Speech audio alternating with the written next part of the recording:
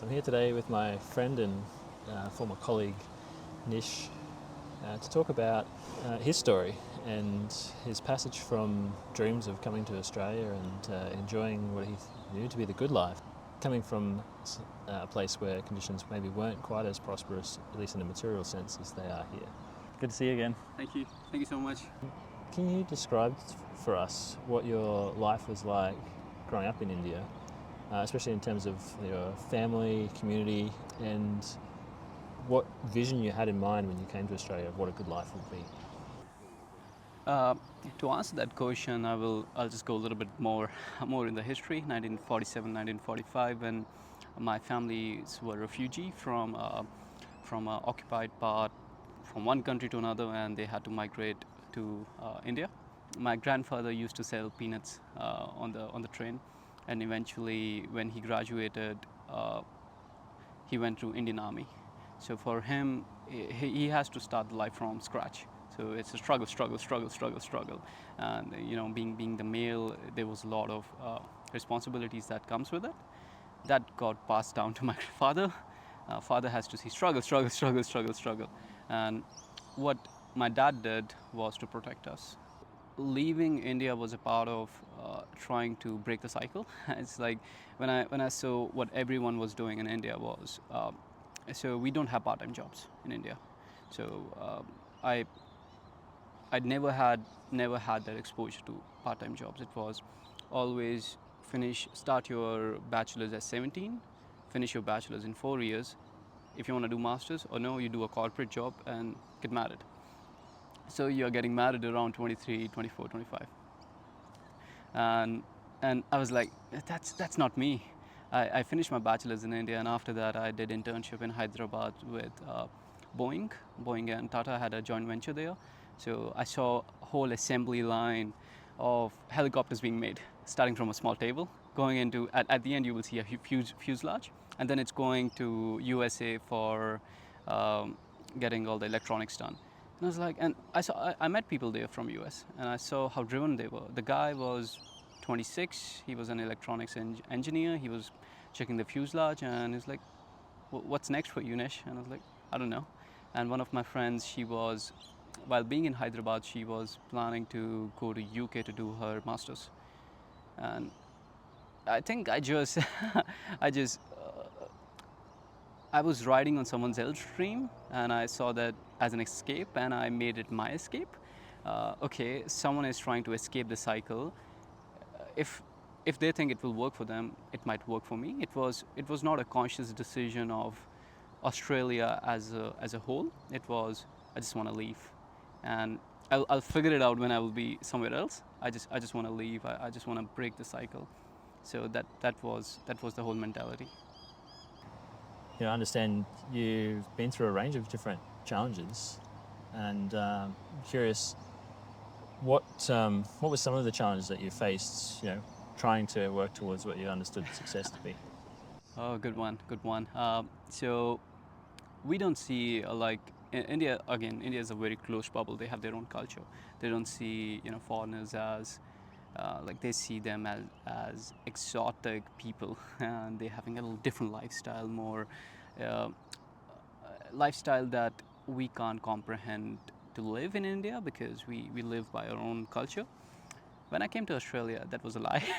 It's not true. People are people. People everywhere. People are same. People lie. People are honest. People love people, and people want to be with people. And I think the biggest challenge was fitting in, and trying to have that mindset. Biggest challenge. The first biggest challenge was to start supporting myself and getting the first job, and try to fast track that learning in 6 months that I never had to have that exposure. Fitting in was the biggest challenge, to be honest. There was a expectations from my cousins family used to give me a call and said like, you need to support your family, and I was like, okay. My like aunts used to give me a call and like, oh Nish, you have a loan, oh my god, your dad is under such a stress. I was like, okay. So getting that ball pushed on me so many times, like a random person is giving me a call and saying, oh, I can't imagine how much stress your family is going through. So, but one thing I was good at, isolating people. So that was the next step I had to do, is choose. And the biggest challenge, when I would say, was stopping that people affecting my mindset. Took me a lot of time, and I think the biggest support I had was from my father, when he told me, don't worry about it, just just just don't worry about it. I did not had a support from a lot of people than just my mom and dad, and tried to support them as much as I can during COVID, because dad was not getting a lot of contracts, and mom was fairly sick. I did what every son would do, uh, just try to take care of them however I can. But yeah, that those were one of the biggest challenges: employment, culture, isolation, and community, being alone.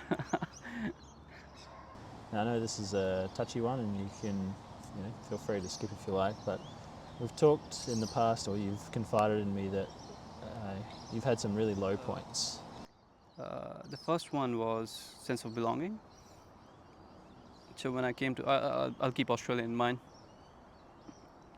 So sense of belonging was one of the biggest one. I did not feel I had any. Um, that was a low point, and being isolated. Uh, I did not see racism as such, but every single time considered as a Uber driver for someone, where I I went to see a doctor. I went in, and someone looked at me and said, are you here to pick someone up for your Uber?" and started laughing. So, and I think those were my insecurities, that it's shameful for me to be considered as a Uber driver. It's also an employment. If it's putting food on the table, yes.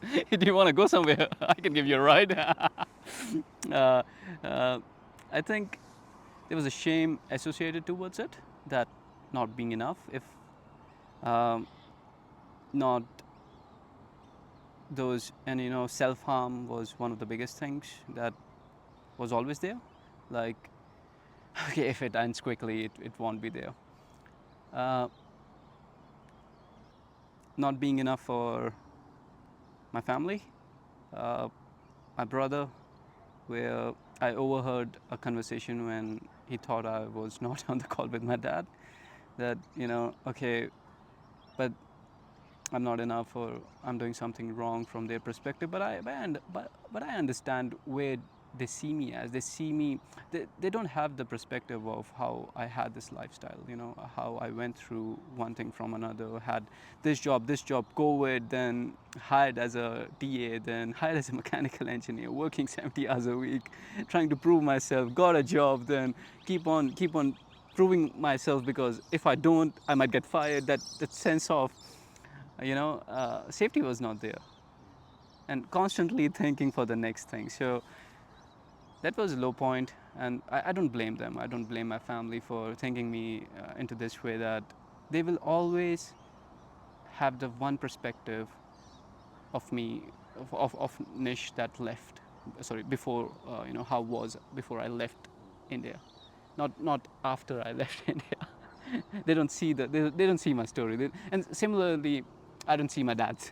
My dad used to carry computers on his backpack, traveling from Delhi to Jammu, so he doesn't have to pay tax or GST.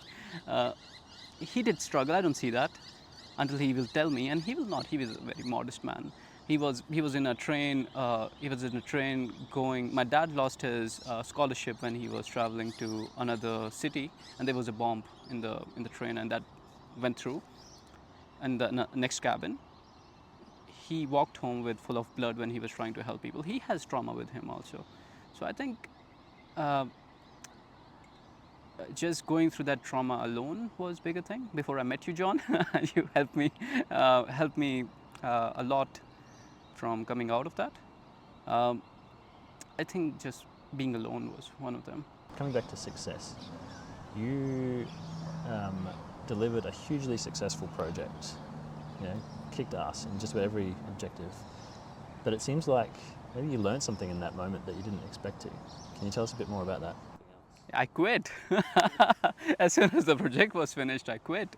I think project made a lot of margin, twice the usually what company makes. Uh, a company has, company thought of. uh, that was not a success for me, to be honest. Like, I tried, I gave my best, achieved what company thought was best, but it was not success. Success is not driven by metrics, and success for me, John, is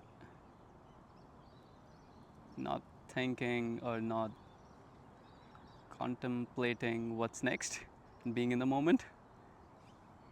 I think I'm the most successful man in the world if I can look at you and look at your beautiful shirt and look around and see there are 3 dogs there are a couple of kangaroos there, and just see a couple of birds and just enjoy. Yeah, I lost sense of purpose there because it was I made extra few bucks to the business, and I brought some money in.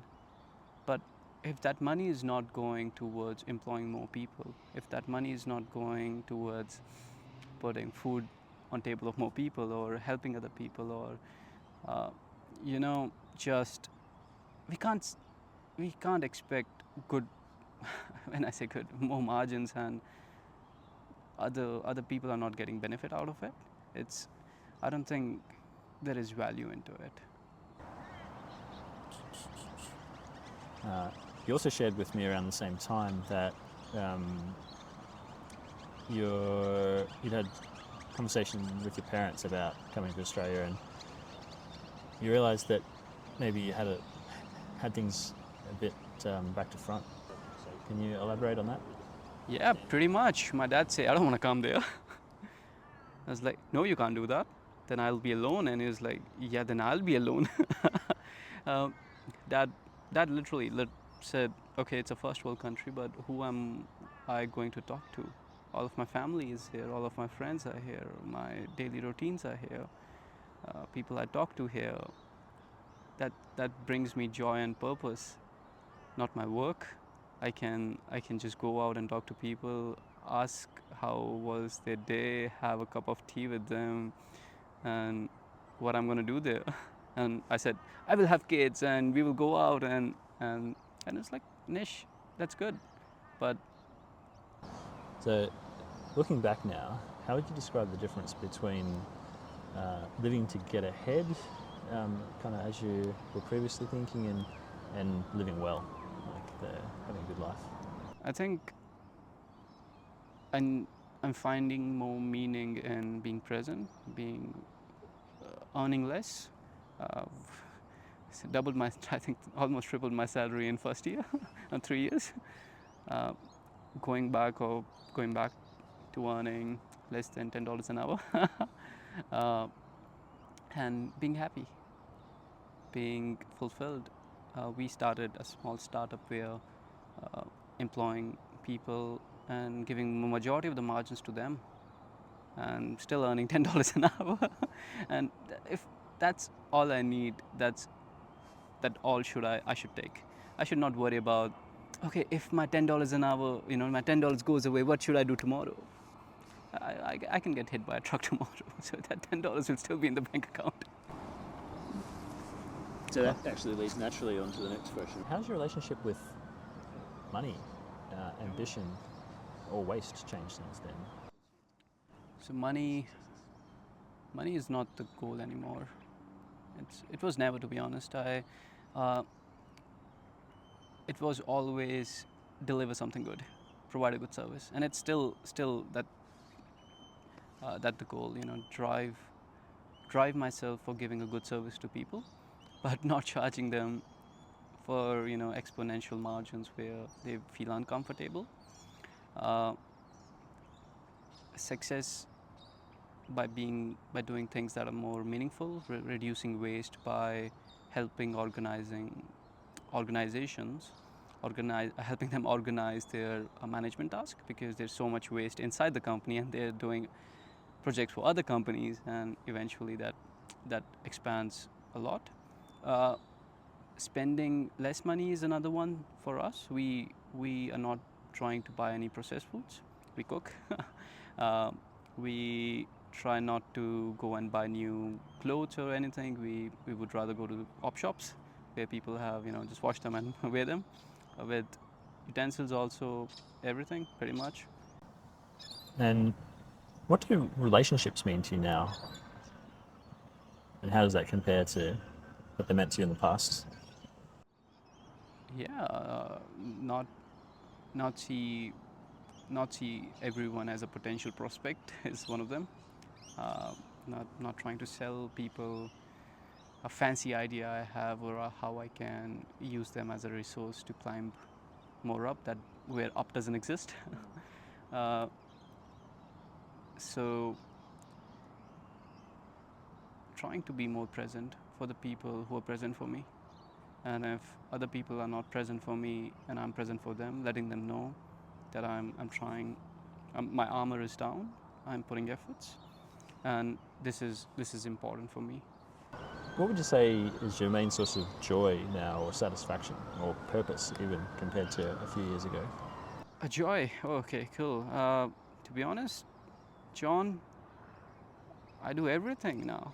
I in the past I used to drive with navigation on. Now I do it with navigation off, so I can, yeah, so I can look around. You would have noticed when you have a navigation on and when you're driving somewhere, you don't know where you're driving, you know the path.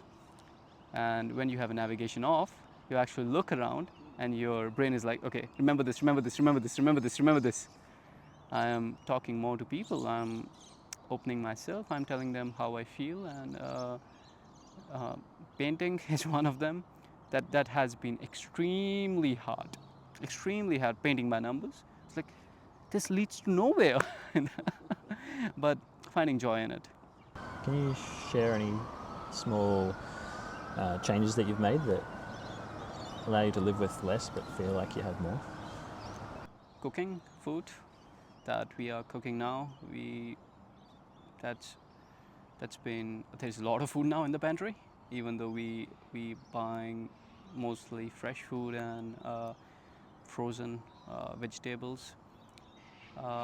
Spending time with my partner is a lot more since I quit my job.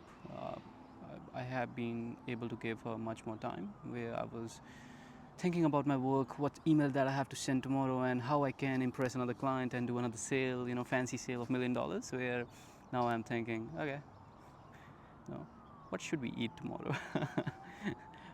Where we can go for a walk, and playing cards, doing a lot of things that are meaningful, right? There's so much to do around us. Just going out in the garden and touching the leaves is one of them. Is you being present, taking a walk. Uh, Eating less also is one thing that has happened automatically. To be honest, I don't know how. I don't feel hungry. Um, so since we are cooking fresh food and everything, we only eat 2 portions and we feel like we are full. If you had one message for others who were chasing the same kind of success that you were chasing before, what would it be? Slow down. Uh, if you can't see, and if you're driving in the storm and it's a hailstorm, it's okay to park the car and have the emergency lights on for a while. And there is no timeline to how long it should stand there. Just don't rush into things. Don't rush into starting a family. Don't rush into making good or bad choices. That's also a perspective. Just don't rush into things. Just take your moment to be present. Take your moment to, when you sit on the table, switch off the Netflix, eat your food, enjoy the bite, and you will be full pretty soon. Not everything should lead to having prospects or having a sale or having relationships, having friends. Sometimes it's all about being present. So just be present. And now, maybe this is a slightly deeper question. And just answer honestly, like, do you think it's possible to live simply and to give generously and still feel deeply fulfilled, even in a world that tells us to always want more, strive more? John, that question is good. It starts with consuming, right? So you have to start with consuming less. If you're consuming more and you're telling other people, hey, you should do this, I'm going to donate this, it doesn't work that way. It's possible. We live in a shared home. We got 3 rooms, all are filled. Me and my partner occupy one, another tenant occupy one, and homeowners occupy one. We share the kitchen, we share the utilities, we share everything, pretty much. Uh, it's harmony. There's We share the garden. When you are living with people, you have to put your armor down, and sometimes you have to let people know that you're putting your armor down. It's hard to realize, what other people are doing, what their intentions are when everyone has the intention, right? Why he's being nice to me? Maybe he wants something out of me. It's like, no, no, no, no, no. I'm being nice to you because, Because it feels nice. yeah. For Uh, everyone. so yes, when you say if we growing, so nowadays kids are not learning to drive. Nowadays kids are not learning to grow the vegetables. Nowadays kids, it's easier to buy a Happy Meal for $5 something cents than cook.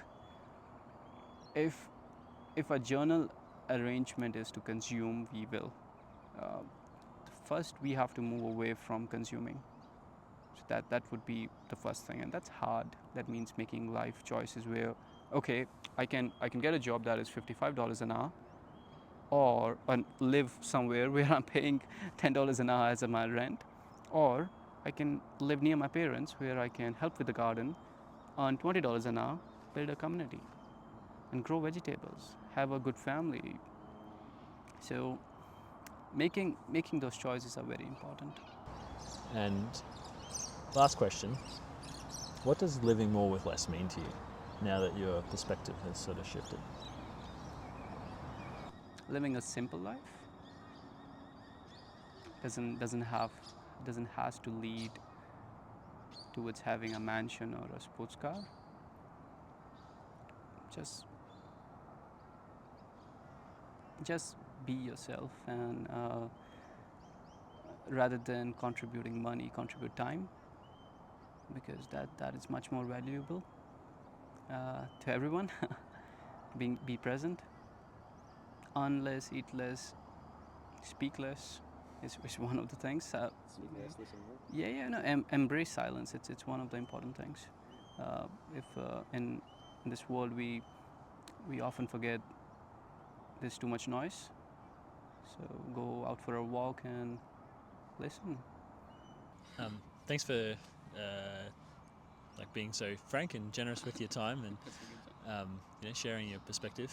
I think that I don't want it to be too stereotypical or otherwise, as you've said. But I feel like you're someone who has you've evolved a lot in a short amount of time and gained a whole lot of wisdom. I feel like you adopted me as your mentor, but when I think about everyone in my life now, in terms of their approach to life and their perspective on these things, you're actually someone who comes to mind who I feel like I'm going to continue to learn things from. Thank you so much. Thank you so much, John, for such kind words. I think, as my grandfather says, that we should start learning from other people what they have to say and just not listen to them, but absorb what they have to say.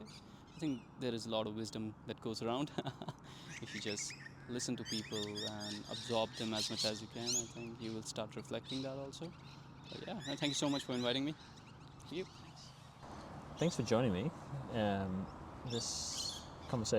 Hopefully this conversation with Nish has brought some fresh insight. There's certainly a different perspective when coming from a position of great aspirations, and as Nish has been very successful and learned a lot in like a short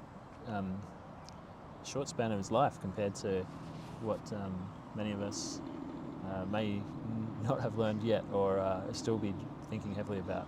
Not to say that he's perfect or he's got it all figured out, but I feel like there's wisdom beyond his years. I'll see you next time.